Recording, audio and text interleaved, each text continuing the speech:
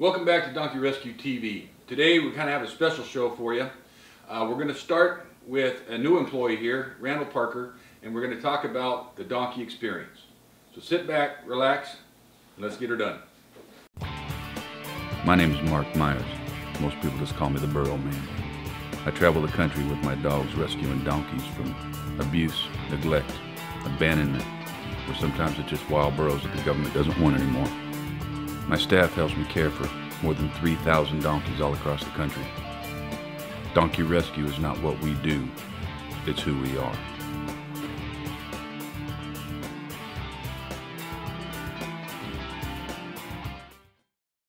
So welcome. How long have you been with us? About a little over 4 months. 4 months. Now let me ask you a question. What was the sum total of your donkey knowledge before 4 months ago?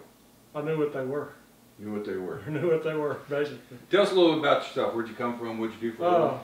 Well, basically, I'm a Navy brat. My dad was in the Navy for 20 years. We moved around, and we landed in San Angelo because that's where my grandparents were. You know, that was in 1969. And, you know, never have been around much of barnyard animals. I had cousins that had projects, things like that. I always loved them, but I never had the opportunity. I'm actually a professional teacher and athletic trainer, retired, and I was looking for something that I've never experienced before. And you found it. I found it and love it. So now that I'm sure you had certain preconceived notions about donkeys like everybody does before you came out here. Has that changed? Oh yeah, they're beautiful animals, and you know I never knew. Tell me about them. That they had such personality. You know, Each one's an individual. Yes, you can't lump them all in. Everyone's different. Absolutely. Yeah. Now you've seen basically a third of our operation, maybe not even a third. What do you think of this place? Oh, it's great. I mean, anybody that'll take in animals and rescue them and try to make them, you know, train them to be animals that can be loved and by the average person, you know, that's incredible to me. And the whole system out here with the health care to the, for everything. you know, we kind of have a place for everybody and everybody in their place. It's big, and this really literally is only about a third. We have 2 other facilities. We have our vast sanctuary donkeys, you know, thousands out there. Then our adoption program. I mean, you've seen the map. We literally span the whole country. So, tell us about your duties here. What is it that you do here on the ranch? Basically, we first thing in the morning we feed, water, make sure that they have the things that they're going to need for the day. Kind of do a health check, make sure. Yeah, we always looking for, you know, donkeys that might be in distress or some, you know, have some kind of injury. But you know, just trying to interact with them in the morning when we're feeding, and then as the day progresses, we go into actually handling the individual donkeys and trying to, you know, halter train them and you know, gentle them and make them, you know, basically, you know, something that a common person can handle. And you know, most of our, well, that's not true. None of our trainers had donkey experience before they came here. And I always prefer it that way. Because if you have preconceived notions when you come, especially horse people, well, I'm going to treat it like a horse. Well, it's not. So I prefer people with no experience to people that think they know what the hell they're doing. Well, I guarantee you, I didn't know a thing about them when I started, but I know now that I can read a donkey a little bit about what they're thinking, you know, what their emotional state is at the time that we're working with them, and try not to force them into something that they're not really ready to do. Well, in all my years doing this, I've never been surprised. I've been bit, kicked, stomped, but I always had it coming because I was putting the donkey in a stressful situation because I had to catch it, I had to put it in a trailer, whatever. And so, you know, I've been hurt, but I was never surprised. They'll give you every opportunity in the world to not hurt you. Yeah. They really will. We used to do field trips out in California, and we had this one pen that had about 30 donkeys in it. And we would open up the gates, and 60 screaming kindergartners would run in there. And there it is, all this, and you know, we never had one issue. Those donkeys all froze in place. They didn't move their feet because they didn't want to step on anybody. I mean, it was great. You know, and these were inner city kids that had never been around any kind of livestock. So to see their being able to interact with the donkeys like that was pretty amazing. Jess has a question for you. She wants to know if you could convey something to a donkey novice, somebody who's never been around them, what would you say? Don't be afraid of them. Respect them, but don't be afraid of them. Because they can read you. If you go in and they feel that, they can sense that fear, and they kind of get defensive. If they know that you're going to walk up and you're just going to be yourself and just be respectful to them. Yeah. And don't challenge them. No, that's good advice. You know, body language and attitude is everything with them. It really is. When I'm doing something like crowding them to put them in an alleyway or crowding them in a trailer, when we did the Hawaii job, I had to put 6 donkeys in a crate. When we got them to LA, I had to push 6 donkeys out of a crate. 120 donkeys, I never got kicked once. Only 1 crate I didn't unload, and the guy got kicked 3 times. I'm not magic, but I just made it so they'd rather be anywhere but in with the big ball-headed guy, you know? Yeah. But no, they're amazing animals, and that's. I so wish more and more people would just come out here, come to one of our facilities anywhere in the country, and just see what they're like. Just touch them, just encounter them. You know, they're incredible animals. They really are. I've fallen in love with them, and you know, even if ones that I can't control, I don't have any animosity toward them because they're just beautiful animals. My favorite ones are the old wild jacks because they're codgety, they're mean, they wish they were still wild. My favorite of all time. I want to thank you for coming out. Thank you. We're going to turn it over to Jess. So go, Jess. One of the things we're most proud of here at Peaceful Valley is our training program. Every adoptable donkey in our program has gone through training where they've learned to receive a halter, stand tied, and have their hooves handled.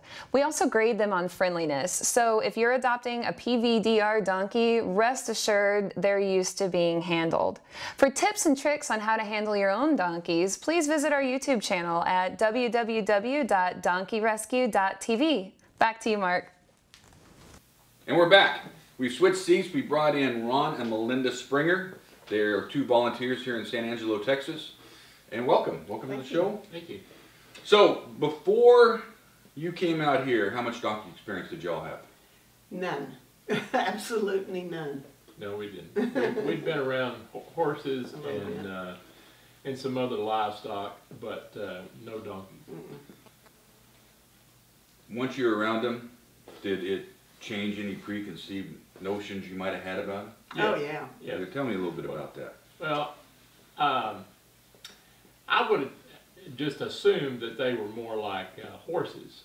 Right. And but they certainly aren't. They're more like a.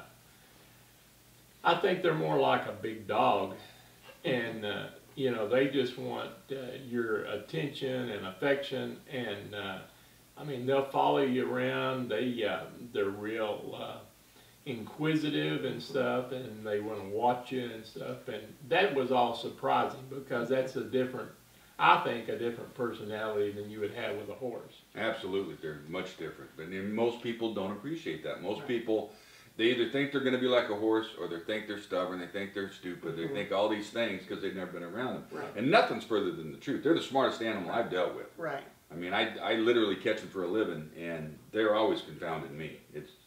I'm the one that gets stubborn because I get set in my ways, and they teach me every time that I can't do that. And I think a lot of that goes back to the donkey jokes that go along with them and stuff, and that's followed them, and just their ancestry. Well, especially way they've here, been brought up. here everybody wants to be a cowboy, ride the horse, Right. John Wayne didn't ride no donkey, No. and so they've always been relegated to the comic sidekick, so to speak. You know, Yeah. all the way back to Don Quixote, Sancho Panza. He rode the donkey, right? Yeah. And it's unfortunate because donkeys really built this country. They built the railroads. They don't get the credit for it, but they were the only thing that could fit into the mountains to carry the food and the explosives and things. The Spanish Trail, the Right. Catholic missions. I mean, it goes on. And then, of course, mining all across the Southwest. You know, those are the ones that we're catching now are the ancestors to the ones that did all the mining.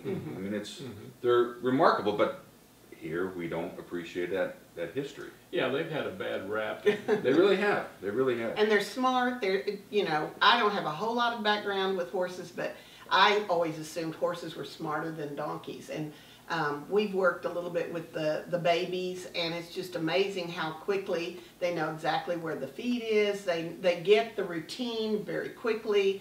And then I think when we first started coming out, we were surprised at how the donkeys would communicate with each other, and there were certain things you could tell they were trying to say to each other and how they listen, and you know, there's just a whole new world. They're very social. Yeah. Oh, very. Yeah. I've got a picture that I took out in the desert, and it's a group of about 10, well, I guess they're 10, Jeanettes, and they are facing every direction with the babies in the middle. They knew where I was, so I was no longer a threat. Right. But in that collective, they're always watching, they're always communicating. You know, when one snorts, that's a challenge. I'm saying, okay, you've come close enough to my baby, and then that gets picked up by the other gens, and they start they're very, very social, very vocal. They're amazing animals. So, producer Jess has a question for you. She said, what advice would you give somebody else that maybe is thinking about volunteering, but is maybe afraid they don't have the experience or the expertise or something like that? What would you say to somebody like that? Well, I think what I'd say is you need to come out and just try it on. You need to come out, like we did. We came out and we thought, well, let's just go out and see what it's like and what the atmosphere is like. And so we did, and we were really surprised about how the donkeys, you know, were real, you know, real friendly, and we enjoyed watching them. Some days it's like a kindergarten playground. There's a lot of biting and kicking and everything, and so we were watching them, and we got kind of enthralled or whatever with some of their personalities and stuff, because you know, all of them aren't alike. You have to kind of see which ones you like and which ones you don't like, and then after you get used to it, you can, you know, you can start doing some things with the donkeys, like putting a harness on them and leading them around and stuff like that, or brushing them. And but you get used to them, and so when you get used to them, you're starting to get also more attached or familiar with their personalities, and their personalities are really interesting. It's just like humans.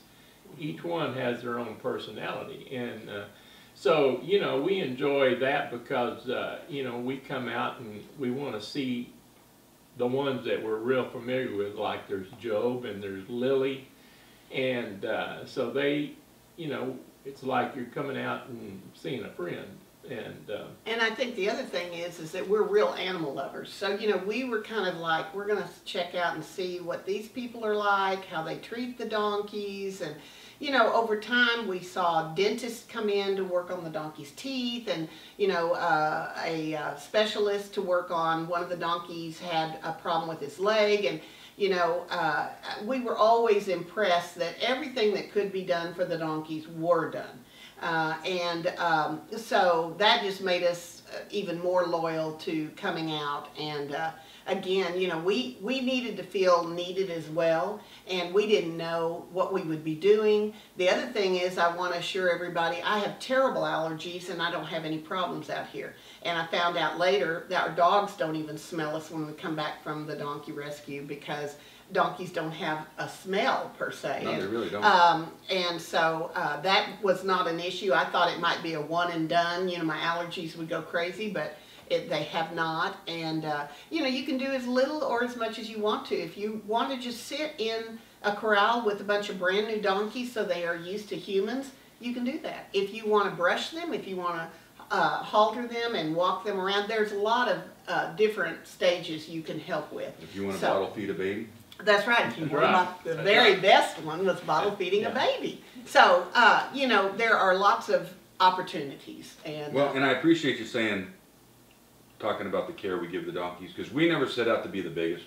Right. We only set out to be the best. And I think one kind of went in the hand with the other. Right. But we do our very best. Yeah, yeah. It's the West Texas way. Everybody takes care of everybody. That's it. Now, tell us about the baby. Well, we were lucky enough, one of the days we came, and we've been volunteering here for 2.5 years. One of the days we came about a month ago, a brand new baby had been born. Kicked off by his mother, beat up by the others, and we were leaving and somebody said, "You want to see the new baby?" Well, of course.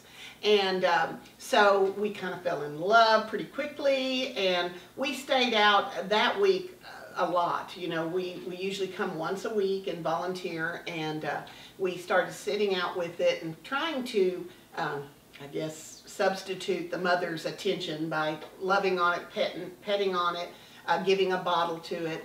And so he thrived some, but we're semi-retired, so we had the time. We asked if we could take him to our home and try to give him the medicines and spend time with him. And y'all were very gracious to say yes. Oh no, you were very gracious to ask. Babies that are orphaned are usually orphaned for a reason. Right. Sometimes it's the mom is just too young, or there's another Jenny that maybe is too aggressive and gets in between them.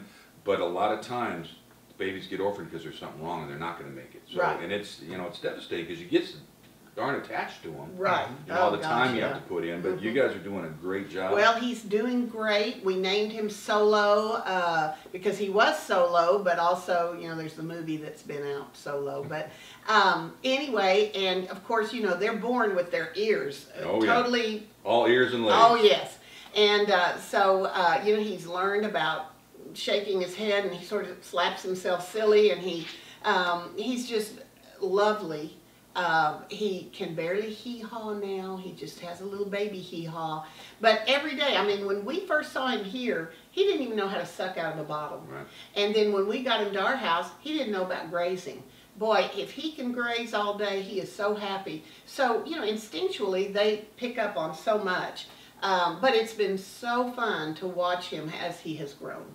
And now... Well, you were involved with Bodie also. A little bit, yes. And now producer Jessica has Bodie at her house. Yes, yes, and we're going to talk to her about Solo coming to her house too.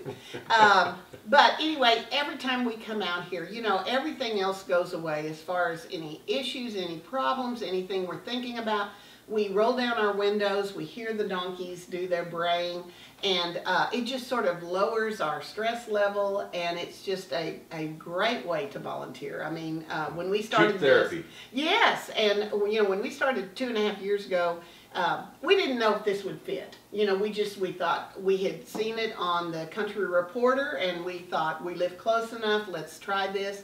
But it has been something that we've really embraced, and we love doing it. And you know, all of our friends are just, they always ask questions. They want to know more, you know, why do we do this? But for us, it fits our personality, fits our time constraints that we have because we're still very busy doing other things. And it feeds our soul, you know, it nurtures us. And I think, I heard one time someone said, everyone has to have a purpose.